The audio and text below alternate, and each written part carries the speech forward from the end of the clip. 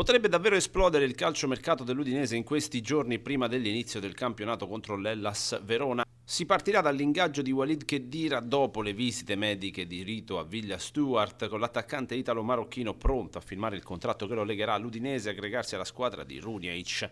Nonostante l'inserimento last minute della Cremonese, Khedira ha preferito il Friuli per trasferirsi in prestito oneroso con diritto di riscatto a favore dell'Udinese, che potrebbe diventare obbligo al verificarsi di determinate condizioni.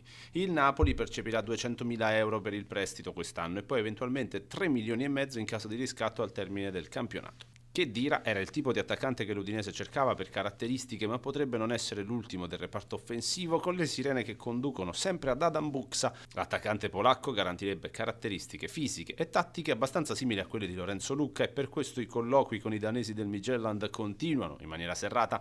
Potrebbe essere lui un altro attaccante che andrebbe ad arricchire l'organico per Costa Runjaic. Non è detto però che il rebus si risolva così, con una prima punta e una punta universale, Buksa e Khedira, perché nelle ultime ore viene rilanciato un interessamento concreto per il trasferimento a Udine di Niccolò Zaniolo.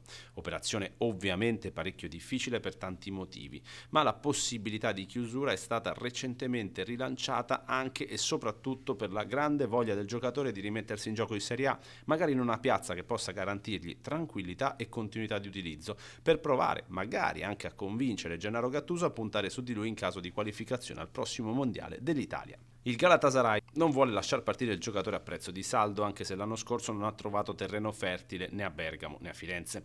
Anche la questione ingaggio resta fuori portata per l'Udinese, per questo l'operazione potrebbe concludersi soltanto in prestito secco con partecipazione del club turco a parte dell'ingaggio di Zaniolo. Al massimo si potrebbe pensare all'inserimento di un diritto di riscatto, ma di cifre non si è ancora parlato, mentre Zaniolo spinge perché vorrebbe Udine. Occhio all'alternativa sempre a tinte giallorosse come quella di Tommaso Baldanzi, in uscita da Roma qualora dovessero arrivare Bailey e Sancho.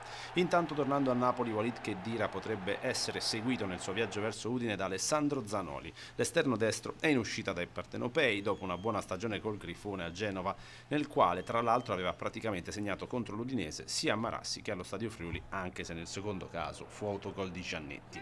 Zanoli potrebbe garantire caratteristiche diverse e anche più complete di quelle che ora offre Kingsley Eisibue. Il classe 2000 è in uscita visto l'imminente arrivo di Juanlu in Campania. Il club partenopeo preferirebbe chiudere l'operazione di cessione all'Udinese, anche se il Bologna resta sempre alla finestra, essendo forse una destinazione preferita dal ragazzo, che avrà ancora qualche ora per schiarirsi le idee. Infine in uscita c'è l'Inter che non molla Omar Solé e tenterebbe l'affondo qualora Pavard scegliesse di trasferirsi in Arabia al Neom. L'Udinese spera di trattenere il difensore francese, ma in caso di partenza ha nel mirino proprio un ex Inter, King Kwe, che ha militato nella formazione